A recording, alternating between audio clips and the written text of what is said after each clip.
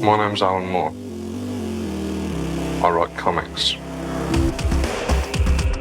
Remember the 5th of November. I've been thinking lately about you and me, You know, it's funny. about how this is going to end, about who will end up killing who. This reminds me of a joke. All the whores and politicians will look up and shout, "Save us!" And I'll look down and whisper, "No." Hello and welcome to the Alan Moore Cast. I'm your host, Nathan Cabanis, and today we're looking at one of Alan Moore's most obscure works, Act of Faith, appearing in the Puma Blues number 20 with artists Steve Bissette and Michael Zulli. Our guest this week is an artist whose work has been featured in comics like Hack Slash, Gearhead, Love Struck, American Muscle, Suicide Sisters, and more. He also has an extensive career in film, TV, and animation, working as a storyboard artist on Archer and as the art director and director of several episodes of Marvel's Hit Monkey. We are honored to be joined by Kevin Mellon. Kevin, thank you so much for coming on, man. Yeah, thanks for having me, Nathan. I really appreciate it. Of course. And you were more than correct in calling it a very obscure work by Alan. Oh, yeah. I mean, I'll be honest, Puma Blues was one of those things I was always going to get around to, and you gave me an excuse, so. Yeah, so I'm in my late 40s, so I grew up like I was a child in the 80s and got into comics and stuff like that, and started off with like just brief, started off with like Transformers from the gas station, that sort of thing. Those initial 4 issues, like with the Sienkiewicz covers, like that was what my dad was buying me, And then it quickly grew into a comic shop obsession where I was going to comic shops, and my dad was on active duty a lot, so he was gone. So my mom would drag me to all these like quilting places and stitching places because that was what she was into. And at that time, here in the KC metro area, there just weirdly was comic shops, or at least used bookstores and stuff like that with comic sections and all that. So I just like, as like an 8, 9, 10-year-old, I'm comic bin diving or whatever it's called, just like back issue diving as a little kid. I had gotten, I don't remember which came first. It had to have been Cerebus. So I got into Cerebus, and in the issues, like I got into the new stuff, and I started buying old stuff, and then in the old stuff, in the back matter, I started seeing all these conversations with like Dave sending an open letter to Steve Jeppy, the head of Diamond at the time. That's how, and I learned as like a 10, 11, 12-year-old what Diamond Comics was, what a like stupid knowledge that I didn't need, but I'm glad I have. But at the time, he also, there was a whole brouhaha between Dave and Diamond about Puma Blues. Well, Puma Blues got dragged into the middle of it. So this issue 20 was one of my first Puma Blues comics, and it's the weirdest thing to get introduced into a series on, especially with this story at the age of like 10, 11, 12. I don't remember how old I was, because it came out in 88, and I would have gotten it a couple of years later. But yeah, so that's kind of like me finding Puma Blues was also the start of like knowing way too much comics drama. Because it's all these like open letters, an open letter from Steve Jeppy to Dave Sam, and in this issue 20, there's actually, I don't know if you read the whole issue or looked through it, but there's actually a timeline of Diamond, Cerebus, Puma Blues events and how they ended up where they are to get there. So this issue is a bunch of short stories done by a bunch of indie creators, obviously Alan Moore. I think there's like Kevin Eastman stuff, Bissette, Total Bin. Zulli, obviously, and Zulli is a huge influence on me. It doesn't really show in my work, but massive. Puma Blues and Michael Zulli in general, massive influence on me. And rereading this, I was reminded, like, oh yeah, like this story, like influenced some of how I write, even. Like I it's like the narration and all that. So, anyways, I was talking way too much, but yeah, that's how I got into Puma Blues. Was just kind of like being a nerdy back issue diving kid as a, and then yeah, I went from there. Oh, nice. Yeah, I didn't read the whole issue because I got the hardcover. Actually checked it out from the library that came out, I don't know, 10 years ago. The giant one? Yeah, that finally had the conclusion. Yeah. And that just has the Alan Moore story in it from that collection. But yeah, well, before we get into all of that, I do want to start off by asking a little bit about the comics storyboarding connection. So I've often wondered, if an artist who started in comics would have an edge over others when it comes to getting work in storyboarding. Yeah. No, yeah, definitely. The example I always use, and I don't know if it's the best example, but it's the one that's simplest, is it's much like English and German. They use the same letters, but it's a very different way of putting them together. Does that you know what I mean? And you can do both. Speaking English, I don't know if speaking English will make you a better German speaker, but I think being a German speaker will make you a better English speaker because you understand, you know what I mean? So it's like being a comic book artist does not make you a good storyboard artist, but it definitely tees you up because, and unfortunately, fortunately and unfortunately, it's because I'm this way too, but a lot of comics artists learn to draw by looking at other comics. And it's not always a lot of those, there's some bad habits that can get into the work that work in comic books, but do not work in because comics are a sequential medium. You're reading top to bottom, right to left, that sort of thing. TV is static image. You have zero control over how fast that stuff happens, as long as you're not fast forwarding it or, 2 times speeding it. So there's different things like the 180 rule. Do you know what that is before I explain it? Yeah, but you can go ahead and explain it for the listeners who may not be as familiar. So the 180 rule is you have 360 degrees makes a circle. The 180 degrees is a half a circle. And when you're setting up your camera and your shots, what that means is if you have character A on the left and character B on the right, they stay that way until you physically show them crossing the line, the 180 line. So when you're watching a TV show, if you're on both characters and then you go over the shoulder past one, it's going to be that character's still on the same side of the screen that they're on. That's a thing you don't want to break in film TV because it confuses viewers. It creates, and you can get away with it a little bit, and a lot it happens in every show and every movie. You just don't want it to be. You want it to be like a couple times and not because otherwise you're just all over the place. It's confusing, and especially in animation with a show like Archer, that thick, heavy, 60s inspired line weight style, human proportions. A bunch of the characters look very similar because half of them are wearing suits, so they look very similar in silhouette. So keeping that line of sight and line of action of the 180 is super important. Comic books break that all the time, and willy-nilly, because the excuse everyone gives is like, well, speaking order, you lay out the panel for who's ever speaking first. That's lazy to me. And a lot of comics artists will probably yell at me, and I get shit for this all the time because a lot of guys who are like, yeah, that's just nonsense. I don't, whatever, ignore me. And again, rules are made to be broken. If you're breaking it and I don't notice like too heavily, you're doing great. But the unfortunate problem is a lot of people just break it, and then you end up with like letterers having to fix the panel, and so that the person on the right is speaking first, and then there's these tails crossing over each other, and you've seen it hundreds if not thousands of times. It's annoying. It shouldn't be happening. All it takes is a few extra seconds of thought to relay out a page.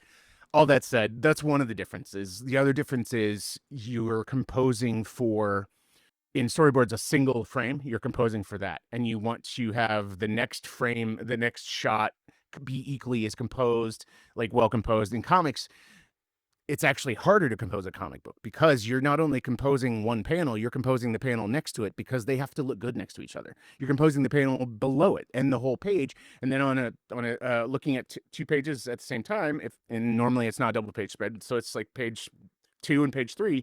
You want those to look good next to each other, and then you have to think about like in a lot of ways, composing a comic book is a lot harder because unless you're just doing straight up 6-panel grid, no real deviation, stuff like that, and even then that's still hard. But if you're doing varying panel sizes, that's a really hard thing to do, and to not intentionally repeat yourself, because a lot of times we do it unintentionally, but you're sitting there like looking at your sketchbook of page layouts.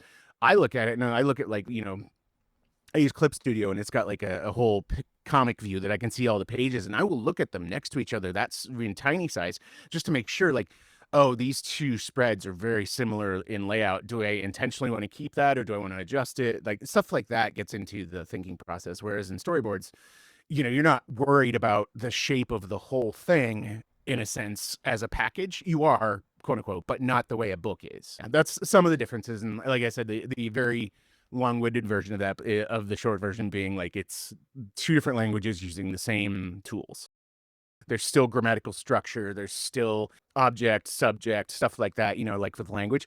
There's so many transferable things, but it's just that I spent a lot of years hiring storyboard artists, and I would always give comic book artists a shot.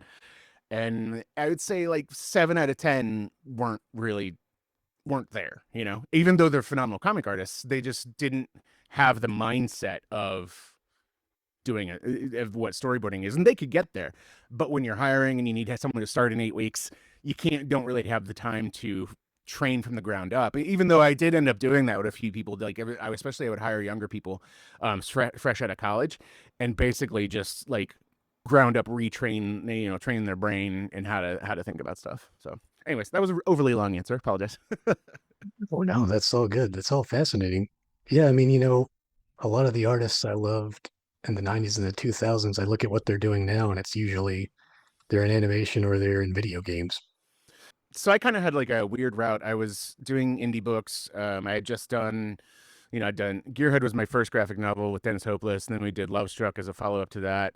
And I did, some other stuff. Did a bunch of work for hire. I did maybe a total of like 15 pages of stuff for Marvel. And right around that time, I did this book called Heart with Blair Butler. For those of you who used to watch Attack of the Show on G4, she was on that. Time Hollywood screenwriter now. Yeah. No, she's killing it out there. I'm very proud of her and very happy for her. So I was doing that, and then I was already a huge fan of Archer. I had started following the art director Neil Holman, who you have met, obviously. I just started responding to his tweets and stuff like that. And at one point, they put out the call for storyboard artists, and they wanted people in Georgia. And I just literally, my reply was, "Oh fuck, I wish I could apply for that." He messaged me, said, "Let's see what we can do." They hired me part-time to work part-time from Kansas City. And at the end of season 3, they asked me to move to Atlanta, and I did. And so that was and in the email that he wrote me, offering me the spot to start with, because that was after season 3, so it would have been starting on season 4. In his email, he said, "We are very aware of your career as a comic book artist and all that, and I want you to understand," I'm paraphrasing, I don't remember his exact words, but he basically was saying, "We know this is what you're doing. I need you to understand that, and we don't take this lightly, and neither should you. Please take your time to think about it, because we know you have this career, and this will effectively kill that." And he wasn't wrong. It did. I have to read. I'm restarting my comics career now. It didn't kill it. Just made it so that, like, I stopped going through publishers and I just started self-publishing. So I've self-published like 6 books in the last 13 years, and that's not very much, and now I'm back to getting stuff going again and all that. And I don't regret it. It just is, just to say that's kind of where that path started. And like season 4 was like a second college, because I went to the Kubert School, and then that season 4 was basically, which is why I came up with that metaphor of English to German, is basically it's like I learned to speak a new language. Like they beat the shit out of me metaphorically and whipped me into a good storyboard artist. Like there's way better, obviously, but I got so I was like, I can do this consistently and do it well, like, and then yeah. So another thing we do to warm up is to get everyone's personal Alan Moore journey. You already mentioned how you discovered Puma Blues number 20, so was that your first Alan Moore comic as well? Yes, I want to say, well, actually, had I read Watchmen yet? Because my parents, the Batman movie came out in 89, and they did a reissue of Year One and the Frank Miller Batman Christmas story he did, and Dark Knight Returns in this kind of weird faux leatherbound thing. And I want to say Alan wrote the foreword. So that might have been, and that would have been in like 89 or 90 when I got that. So Alan wrote the foreword for that. And then I don't remember when I read Watchmen. It was somewhere in there, but I want to say that my first actual issue of Puma Blues was like some random issue, like 18 or something like that. So then issue 20 was found within days or weeks of that, getting that. And that would have been probably my first exposure to Alan outside of, no, because he hadn't done the back and forth with Sim in the back of Cerebus at that point, which if you've never read that, you should definitely look that up. He does this whole conversation with Dave that's like crazy long and in depth, where they talk about magic and religion and all that. So it's wild. It's a wild one. Yeah, so and for Act of Faith to be like, already Puma Blues was just such a surreal, weird thing to read, because it's like, it's, and rereading this reminded me of a lot of that. Like, in the 80s, people our age in the 80s had this existential dread of the world ending through nuclear war, and through, like, stuff like that.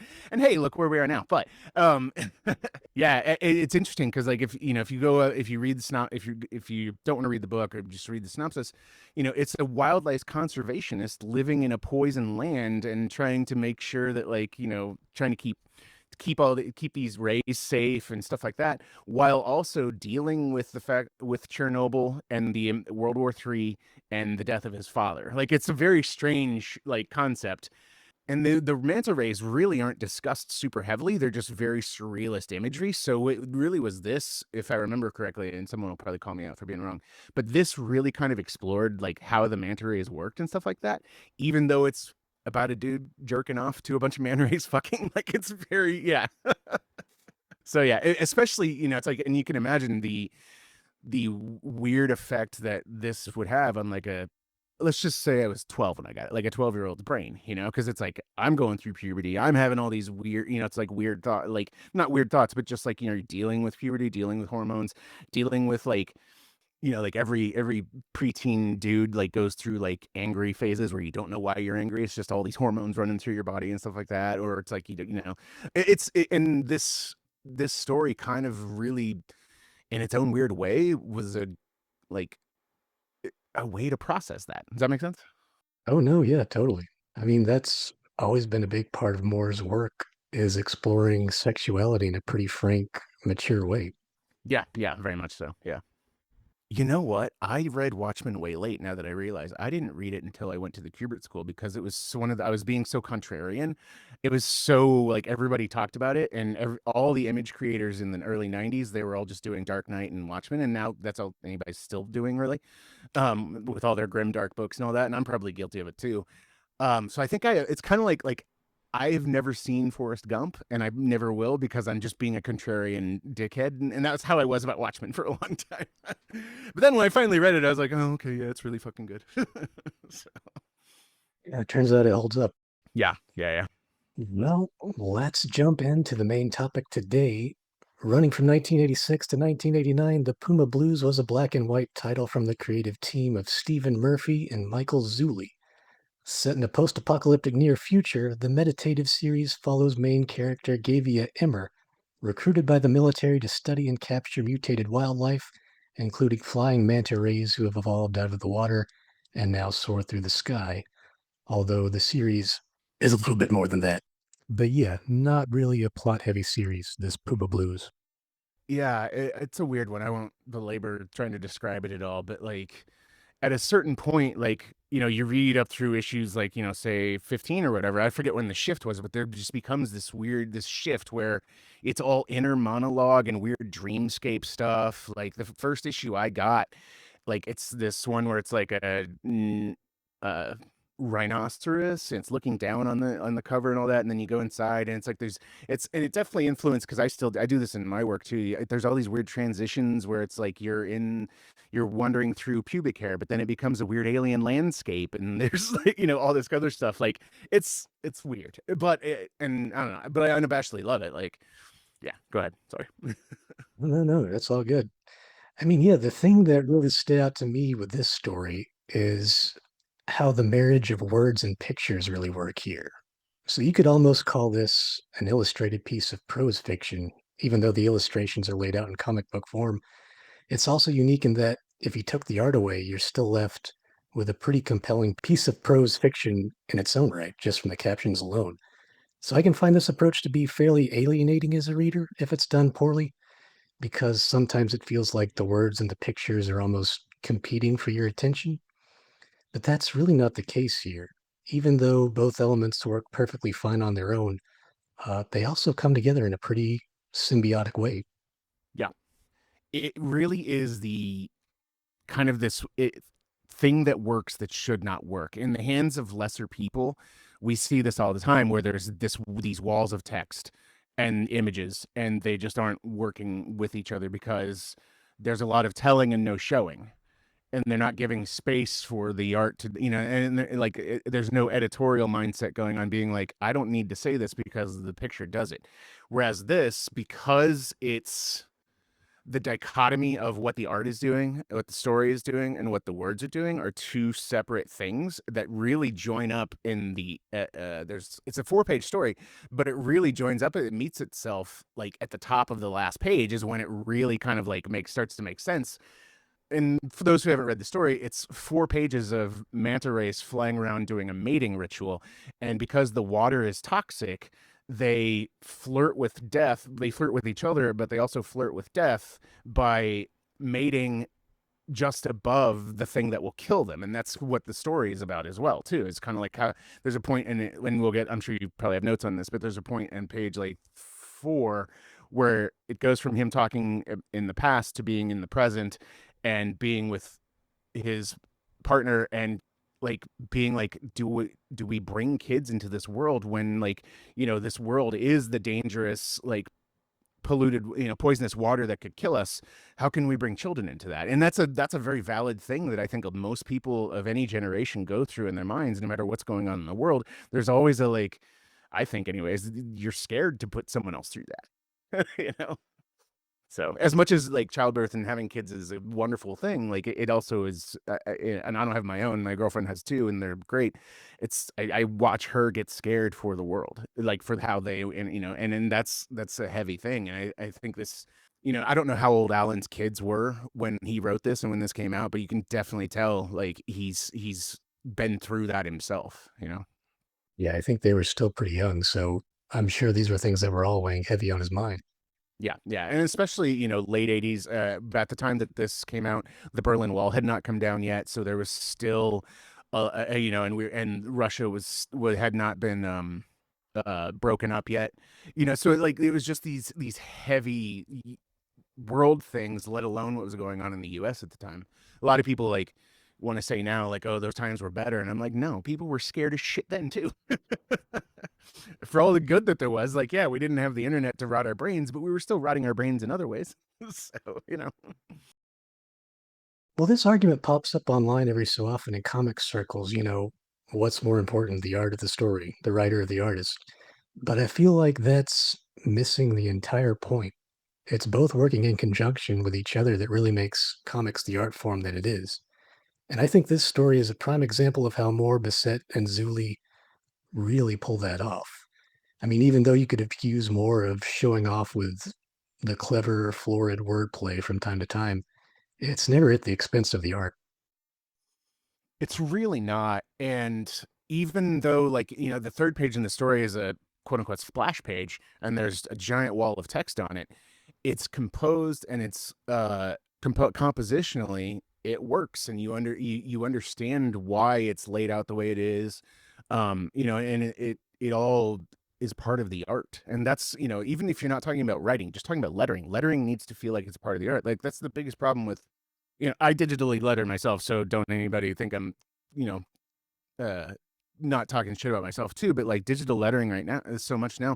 Most of the people doing it, and I completely understand how this happened, but most people doing it have never hand lettered. They don't know how to letter in a way that marries it with the art. You're making a kind of almost making there's a lot of artists who letter.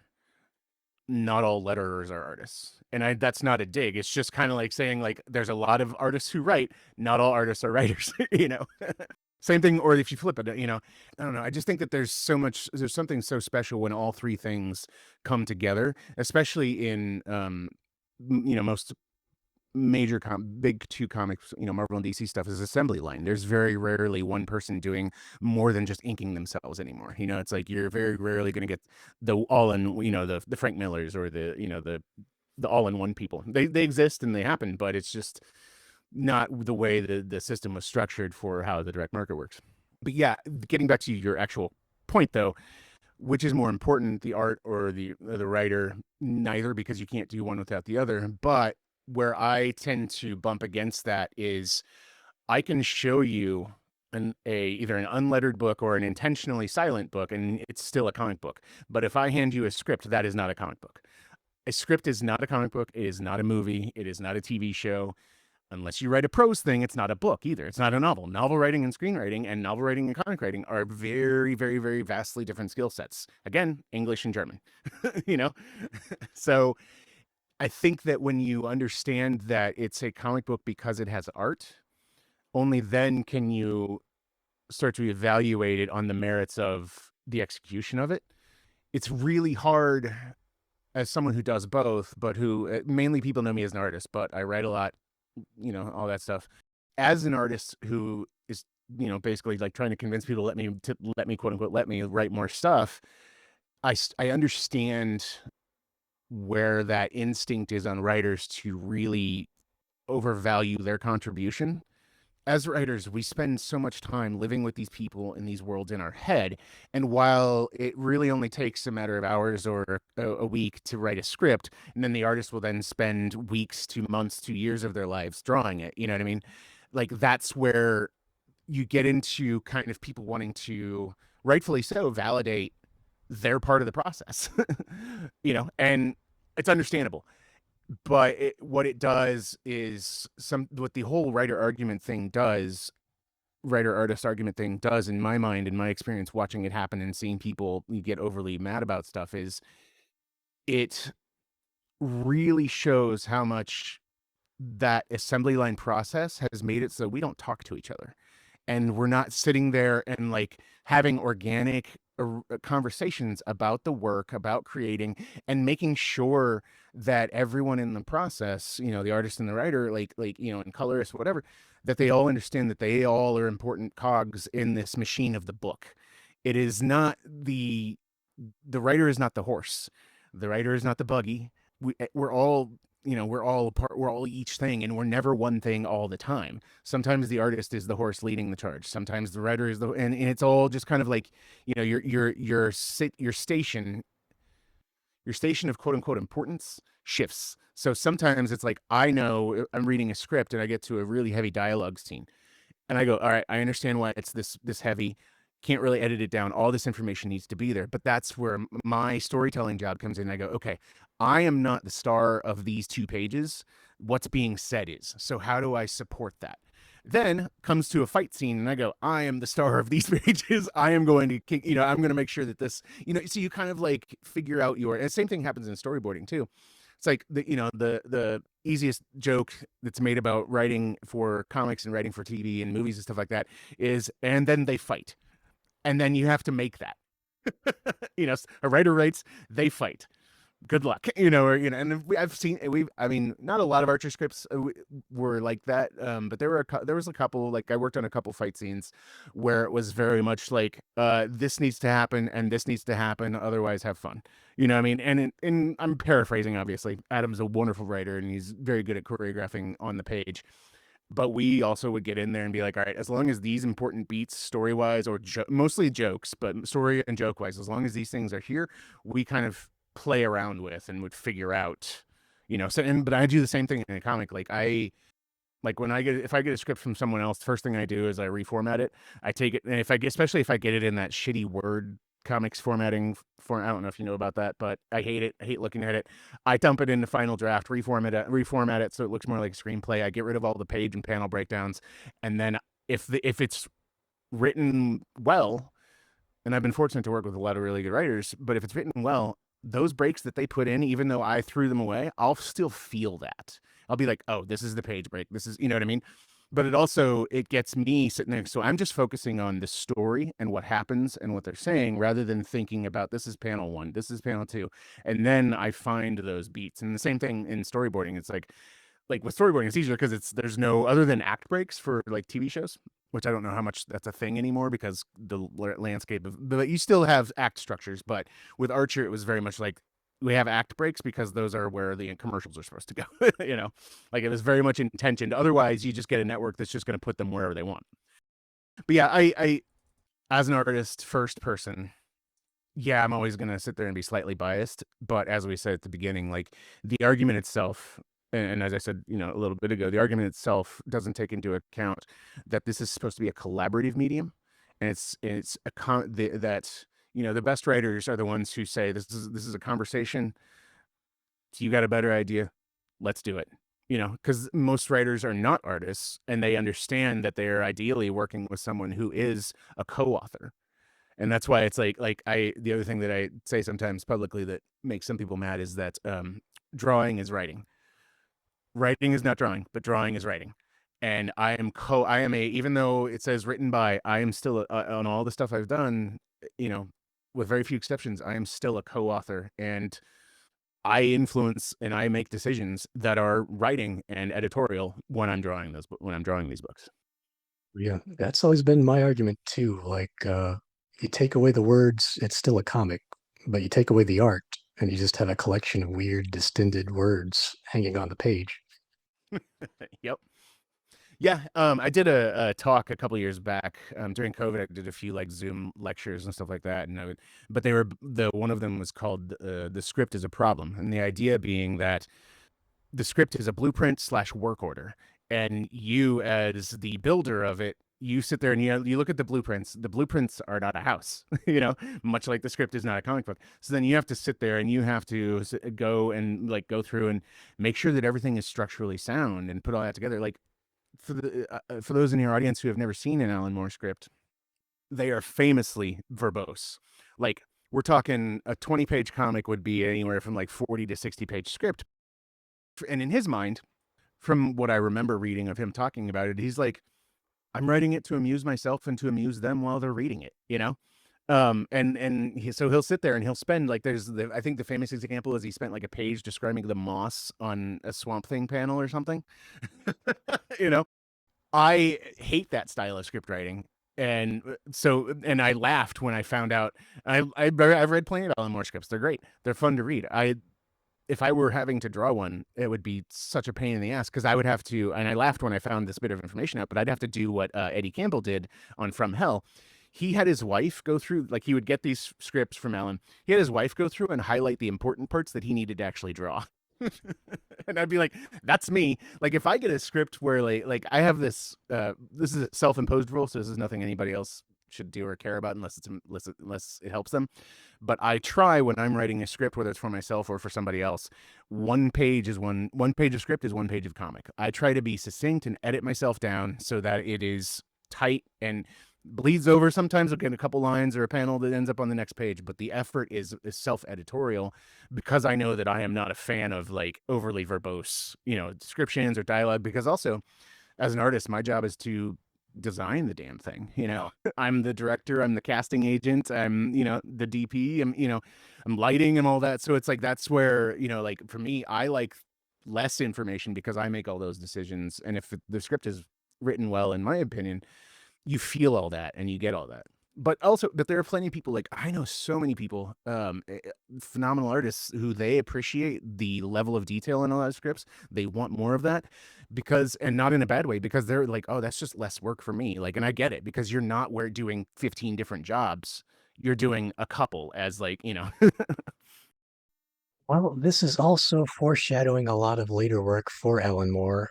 And as we talked about earlier, his interest in exploring sexuality in comics in a frank, mature way.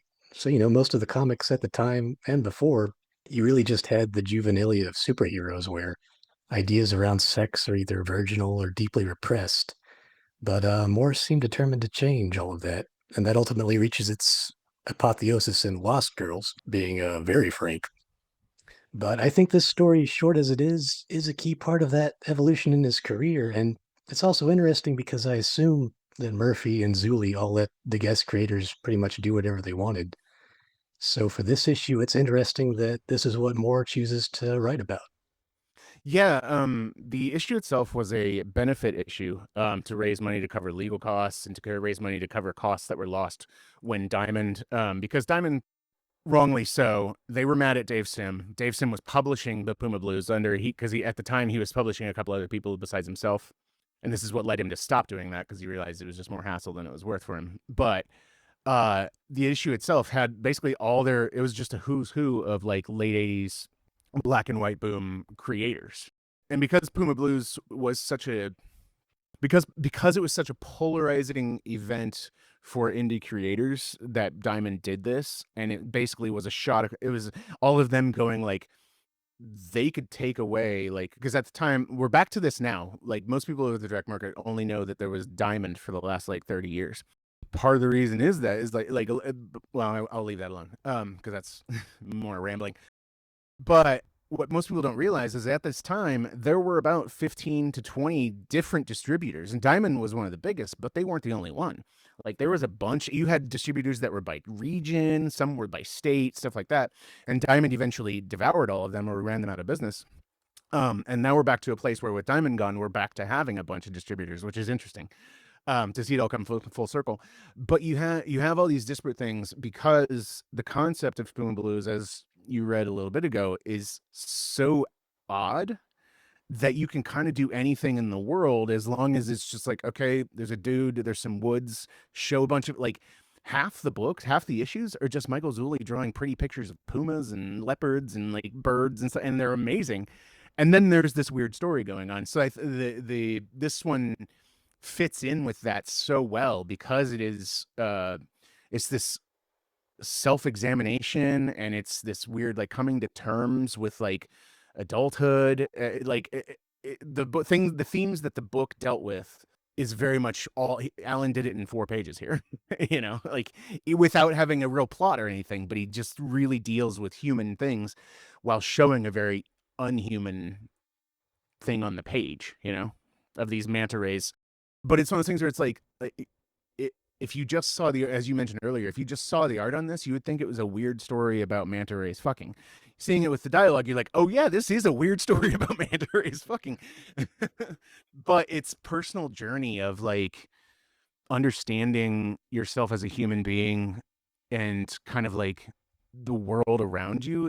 I don't know, it's just baked in there. And that's kind of what the book itself did too. And a lot of the other shorts in the book kind of deal with that, or they like, there was one that was like a picture of a manta ray, and then a picture of, like, it was a drawing of a manta ray, and then a drawing of a cigarette butt, and then it was just like a little block of text. But the little block of text was like a news article about something that had happened in the ocean.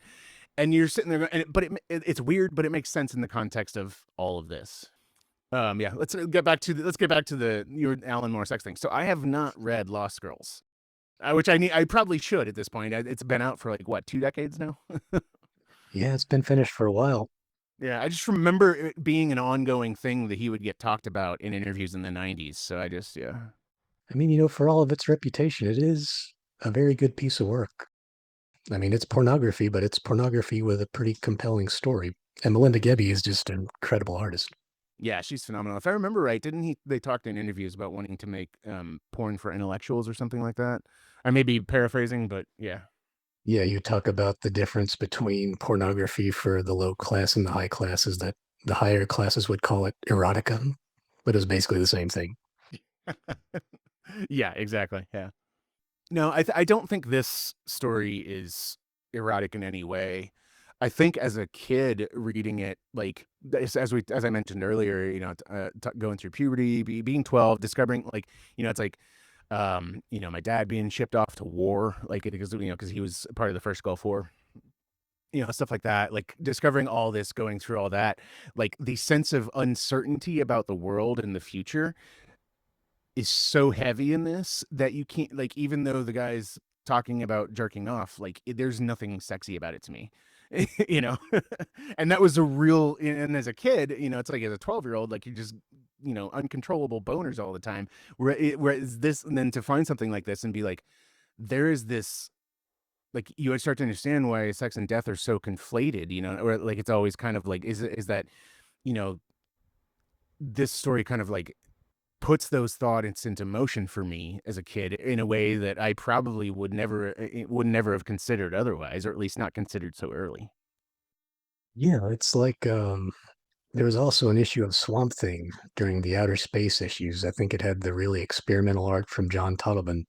It's also essentially the same thing, saying sex is death, or sex is the ultimate rebellion against death. Yes, yeah. It's the act of faith. Yeah, exactly. Yeah, I mean, even from a light thing of like, oh man, I hope I don't get her pregnant, or you hope you don't, especially when actually that's another thing too, is the whole specter of AIDS was so heavy at this time. Like this, like we've, kids now, I don't think have any understanding or clue of what AIDS is other than maybe something that you can catch. Whereas at this point in time in the late 80s, we'd already seen the deaths of like tens of thousands of people from HIV and AIDS.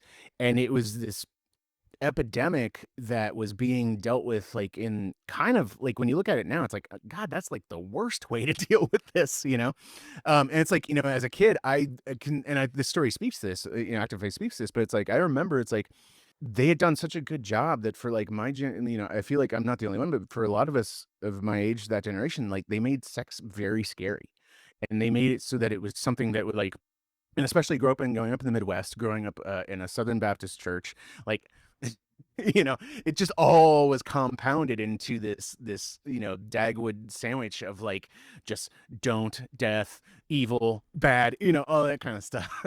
So yeah. And again, to bring it back to this and to him writing about sex, like, I think that sort of like death mentality about it, that stuff is so, for lack of a better term, carefree now, rather than the specter of like just horrible things can happen to you. Especially, it's like, I don't know if Alan Moore grew up in any sort of faith. I don't remember. I mean, he's obviously a magician now, but like, I don't think that he grew up in a magic household.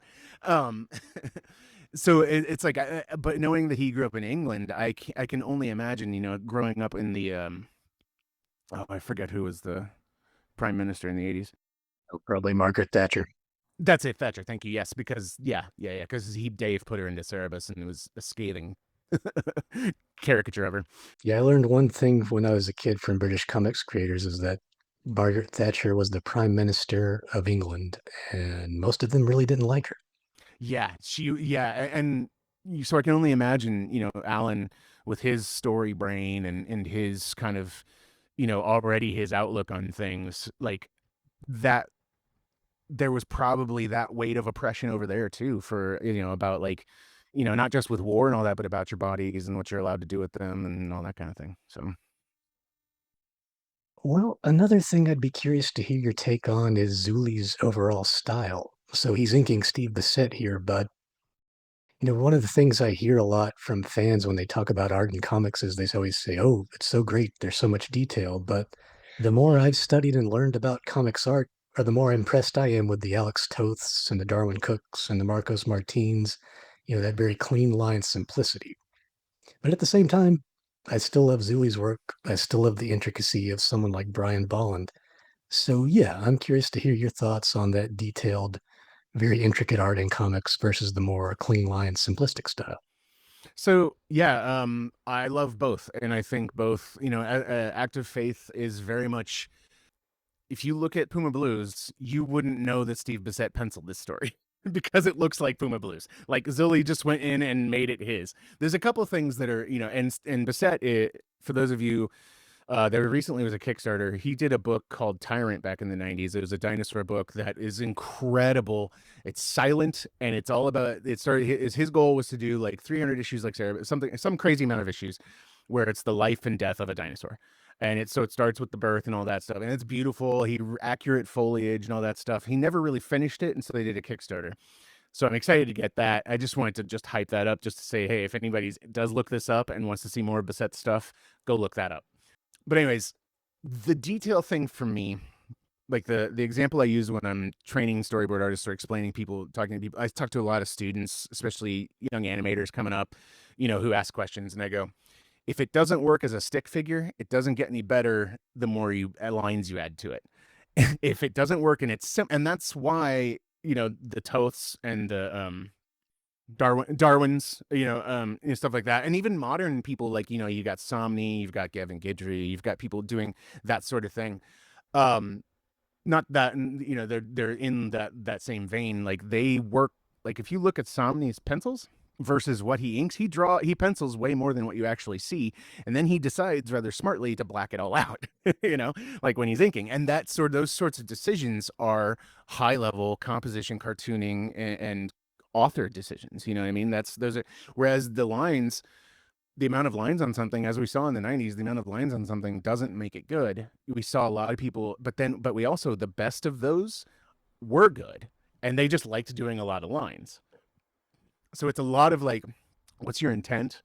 Is it to make a pretty picture, or is it to tell a story? And what tools and information are you using to tell the best story possible? So in the case of this, with Zulli doing his hatching and rendering over Bissette and all that, and Bissette is already at this time, he's done Swamp Thing or is doing Swamp Thing. It's kind of, in that time period there. So he's already drawing a lot of nature, already drawing a lot of weird shit, stuff like that. I think that they complement each other so much because while they don't have a similar style, they have a similar love for the material, which is they both love nature, stuff like that.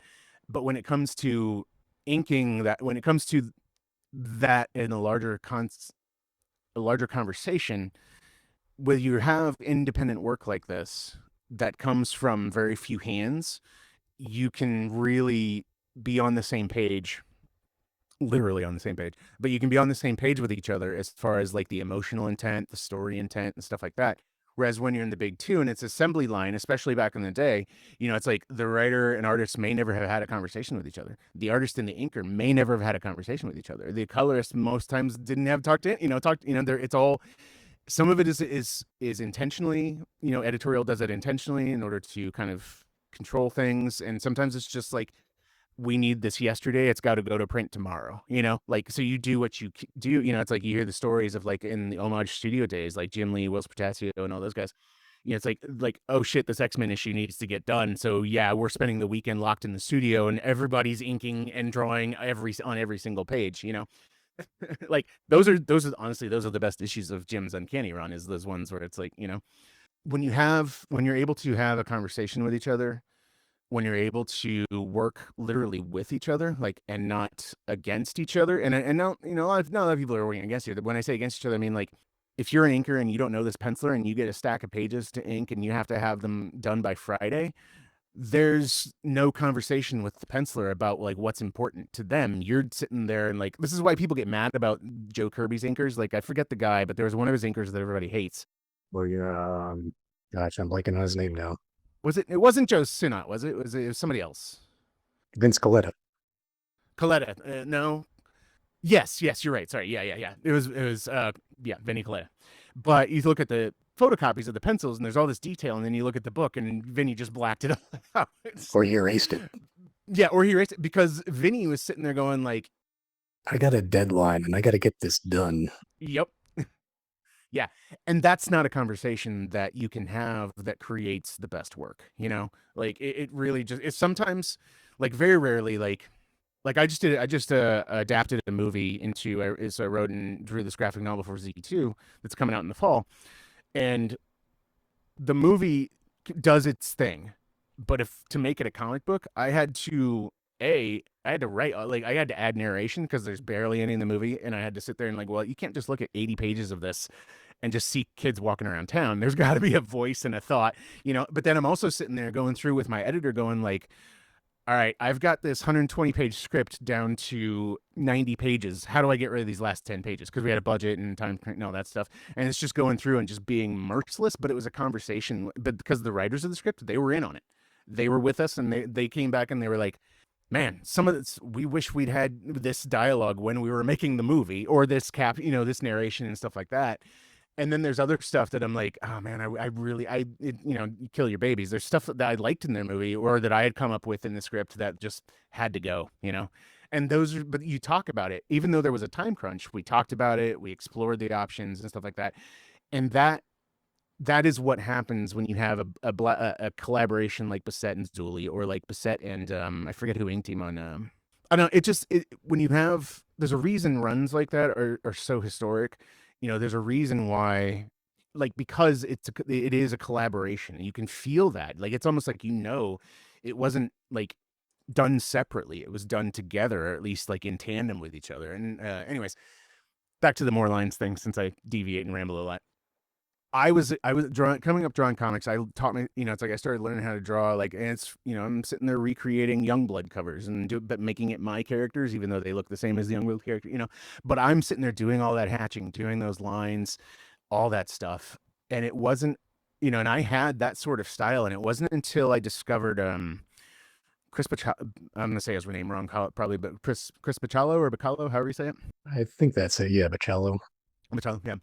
And Joe Mad, like late '90s stuff, all this cartoonier stuff, really manga influenced stuff was coming about, and I started aping that, like going away from my more Jim Lee meets really bad Travis Charest, a lot of lines style, going away from that and then looking at, even though, yeah, there's a lot of lines in the Joe Macros Bachello stuff, but it's really simplified. It's much more cartoony, and doing that really helped me. And then obviously going to Kubert School and all that kind of put me back in a place where like the lines come when they matter and they go away when they don't, And I think that that's important. Especially a lot of guys ink themselves now because they don't want to give up the paycheck, And so the economy of line happens because like, well, it's one person doing these two jobs, can't afford to spend, an extra week or two making these pages have all that detail. You've got to get it done. So I think there's a lot of like those sorts of things happening. Like you evolve, you start out more lines is more cool. And then, you kind of figure out like, okay, it's just as much work mentally to get to a simpler style, but then the economic reality of like, oh shit, this has to go to the colorist, like, all right, look, all right, the color is going to have to like, I have to email the colorist like, hey, the light is coming from the left because I don't have time to hatch all that, Incredible. Well, Kevin, I think that should do it. Man, thank you so much for coming on today. Thank you for picking one of the deep cuts. I was really excited to get into some of the stuff that I haven't read, so you gave me an excuse to dig into this.